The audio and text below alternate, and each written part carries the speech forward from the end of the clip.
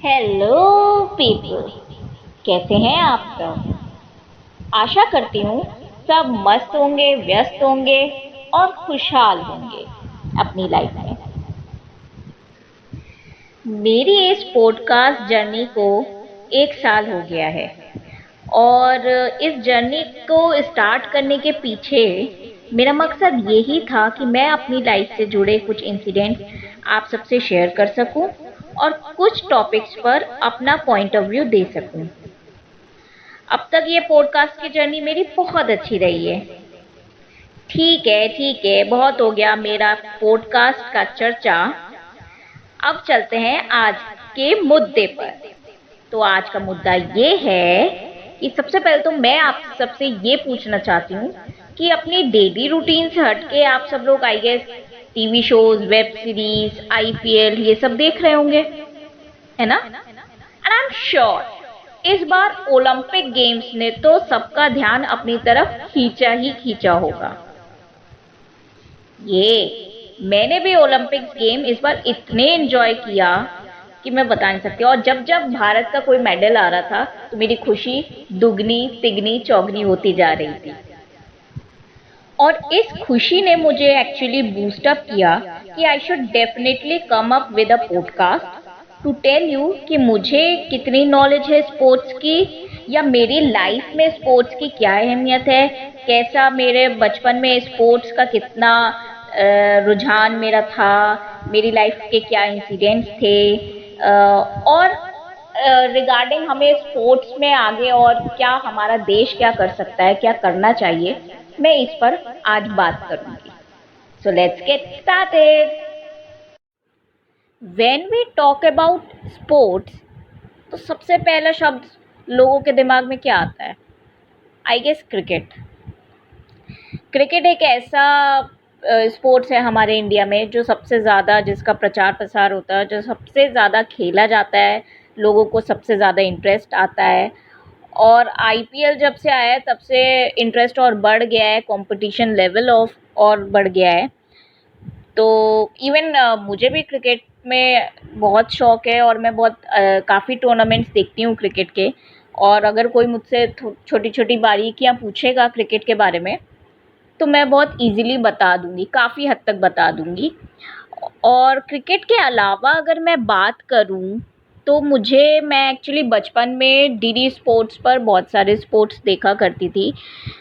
जैसे मेरे को high jump, long jump, javelin throw, racing, badminton, relay और बास्केटबॉल, ये सब मैं गेम्स देखा करती थी। तो थोड़ी बहुत नॉलेज है मुझे स्पोर्ट्स की।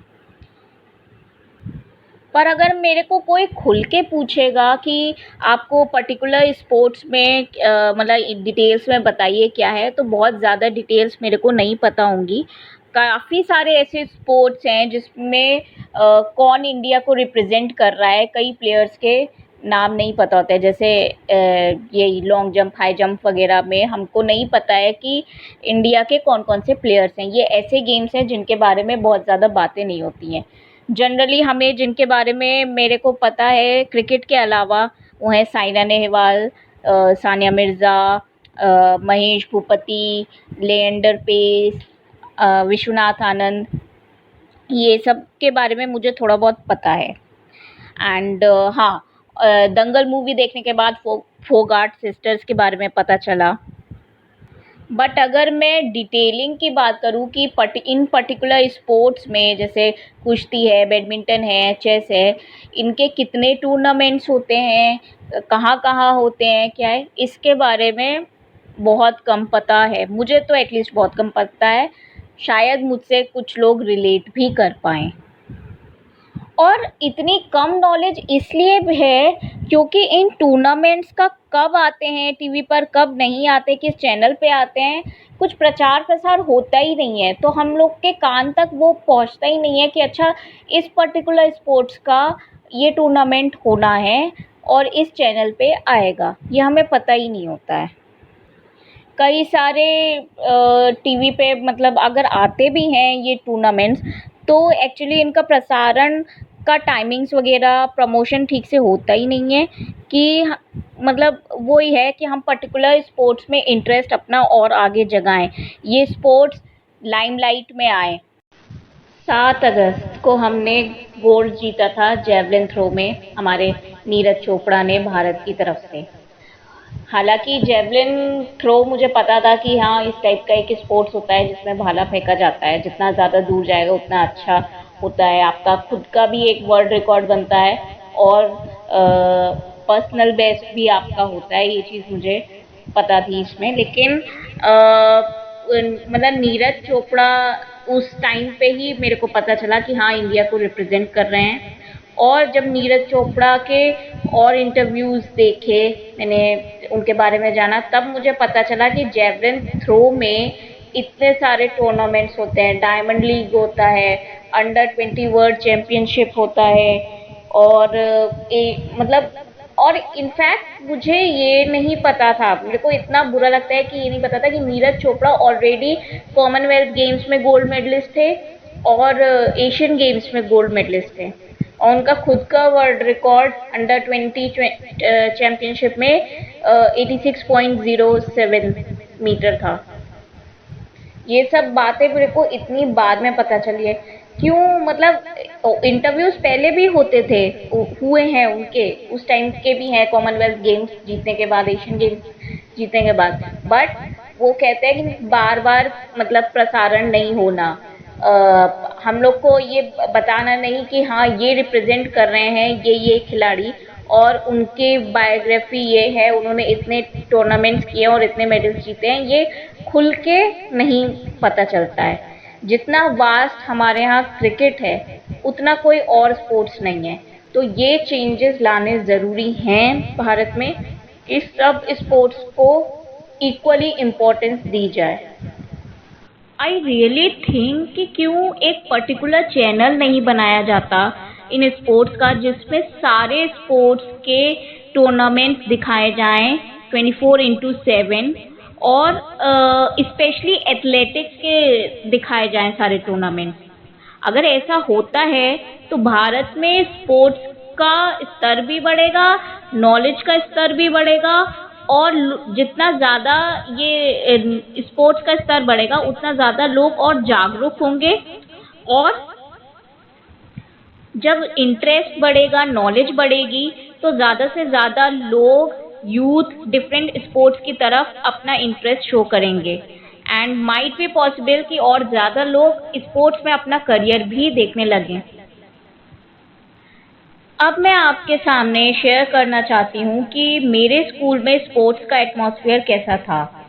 और मेरा स्कूल सीबीएसई बोर्ड है और मेरा स्कूल बरेली के top most school CBSE schools में से आता है, आई गेस नंबर 1 ही है when it comes to study. But अगर मैं स्पोर्ट्स की बात करूँगी तो मेरा school is just good for nothing. Now I will explain why I am saying this. मेरे स्कूल में इंडोर में 3 गेम्स थे, table tennis, carrom and chess. Carrom and chess ऐसे गेम्स होते हैं जिनको बच्चे घर पे भी खेलते हैं और ऑलरेडी नॉलेज होती है बच्चों को।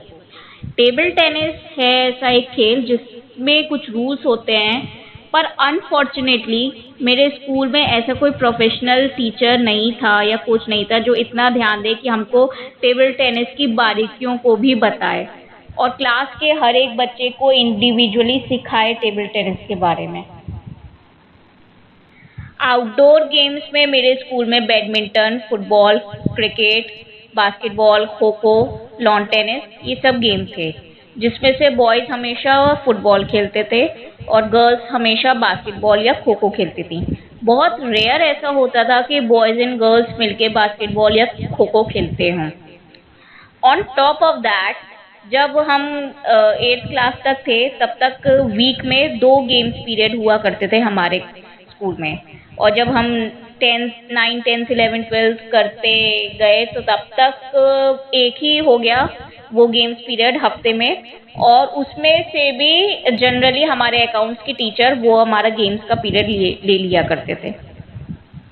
तो we hardly get a period in a week बहुत ही मतलब स्पोर्ट्स तो बिल्कुल ना के बराबर था हमारे स्कूल में।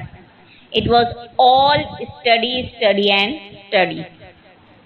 मेन प्रायोरिटी जो दी जाती थी वो बास्केटबॉल, खो खो और फुटबॉल को दी जाती थी। उसमें से भी गर्ल्स को कभी फुटबॉल खेलने का मौका नहीं मिला, हमेशा बॉयज ही खेलते रहते थे।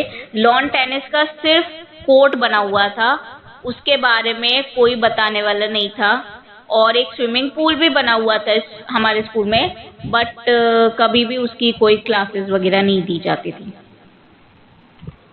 मैं हमेशा से ही अपने चाइल्डहुड डेज से मैं स्विमिंग सीखना चाहती थी, पर मेरे को कभी अपॉर्चुनिटी ही नहीं मिली कि मैं स्विमिंग सीख सकूं।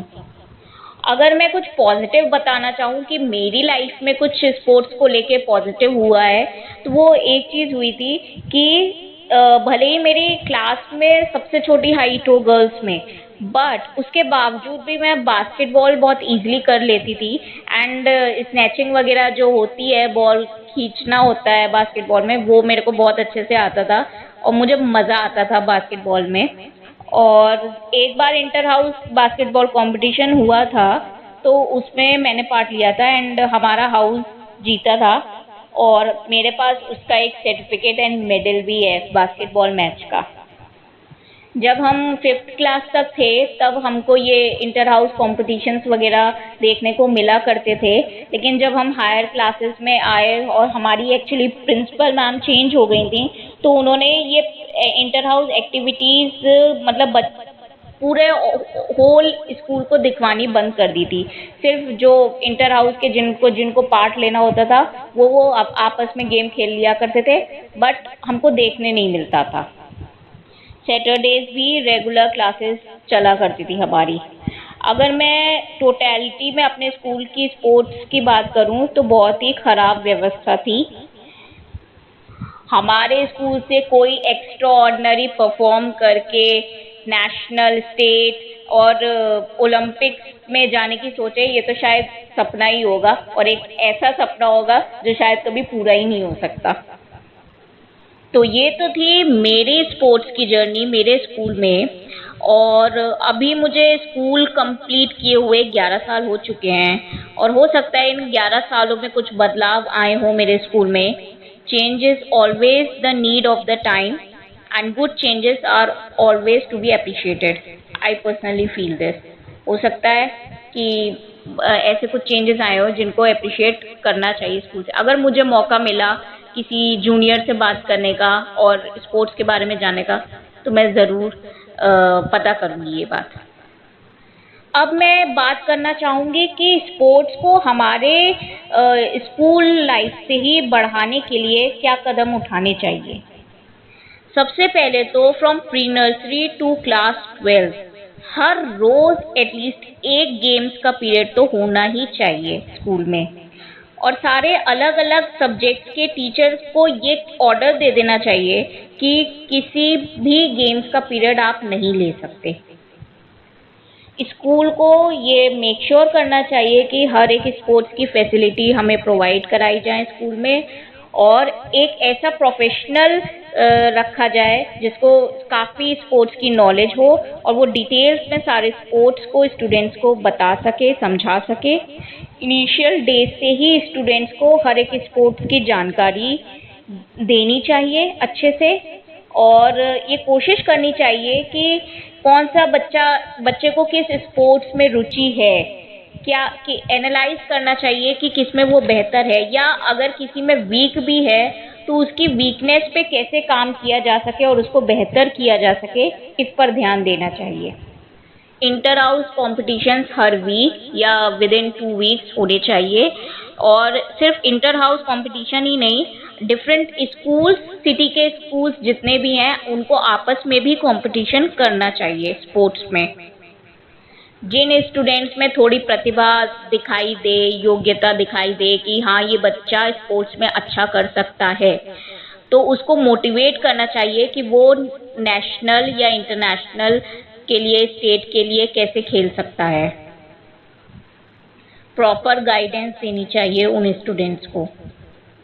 इसके साथ साथ लड़कियों को martial art self defence, judo, karate, ये सब जो स्पोर्ट्स हैं ये लड़कियों के लिए कंपलसरी सब्जेक्ट बनना चाहिए स्कूल में। On the other hand boys के लिए क्या करना चाहिए कि उस टाइप की क्लासेस लेनी चाहिए जिसमें उनको how to respect girls and all genders, gender equality की हम लोग बहुत बात करते हैं, तो इस सब के बारे में उनकी रूट्स को बचपन से ही मजबूत करना चाहिए कि हर एक इंसान को अच्छे से देखे, रिस्पेक्ट से देखे, क्योंकि रूट्स स्ट्रांग होंगी शुरुआत से ही, तभी कोई वृक्ष अच्छे से फलेगा और फूलेगा। इसके साथ ही हम अपनी सिटी में पर्टिकुलरली क्या कर सकते हैं कि हर एक सिटी में एक अच्छा स्टेडियम बनाया जाए जिसमें वर्ल्ड क्लास फैसिलिटीज़ हों, अच्छे कोचेस हों। अच्छी फैसिलिटीज़ के साथ अगर स्टेडियम होंगे तो बच्चे सोचेंगे, शुरुआत से ही सोचेंगे कि हाँ हम स्पोर्ट्स में करियर कर सकते हैं। बच्चे रिस्क लेंगे, उनको रिस्क से डर नहीं लगेगा। और घर पर मोबाइल पर बैठ के कोई गेम खेलना या फिर ये पबजी, फोर्टनाइट खेलने से तो अच्छा है कि बाहर निकले, स्टेडियम में जाएं, आउटडोर गेम्स खेलें, नॉलेज गेन करें, अपनी स्ट्रेंथ एंड वीकनेस को पता करें, पार्टिसिपेशन करें अच्छे से हर कंपटीशन में। जब पार्टिसिपेशन की संख्या बढ़ेगी तो डेफिनेटली जब नेशनल इंटरनेशनल लेवल तक लोग पहुंचेंगे तो मेडल्स भी ओलंपिक्स में ज़्यादा होंगे। स्टडी इज़ नेसेसरी, पर हर एक चीज़ का बैलेंस होना चाहिए, वो बहुत ज़रूरी है हर इंसान के लिए। ये कुछ बातें हैं जिन पर अगर ध्यान दिया जाए तो स्पोर्ट्स में भी बहुत आगे चला जाए, मतलब बहुत आगे बढ़ सकता है हमारा भारत। एंड ओलंपिक्स में जो हमारी रैंक आती है इंडिया की, उसमें भी बहुत हद तक सुधार आएगा। इंडियंस में बहुत टैलेंट होता है, बस ज़रूरत है तो उस टैलेंट को सही राह दिखाने की। लोगों को मिसगाइड या इल ट्रीट करने के बजाय अगर इंसान की योग्यता को सही समय पे पहचान लिया जाए और मतलब उसको एक सही राह दे दी जाए तो देश के लिए बहुत कुछ कंट्रीब्यूट किया जा सकता है। हमारे देश में बेस्ट कंट्रीब्यूशन हो सकता है अगर हमें इस पर अच्छे से फोकस कर लेना, तो बहुत तरक्की करेगा स्पोर्ट्स में भी हमारा भारत। आई होप आप सबने ये लाइक किया मेरा पॉडकास्ट। बताइएगा मुझे कैसा लगा आपको, और बताइएगा मैंने अगर कहीं कुछ कमी रह गई हो तो वो भी बताइएगा, या फिर और कुछ आपके माइंड में अगर आइडियाज़ हैं कि हाँ स्पोर्ट्स के लिए और कुछ भी किया जा सकता है तो प्लीज़ मुझसे वो शेयर कीजिए। I really want to know that आप लोग के क्या व्यूज़ हैं इस पर। थैंक यू।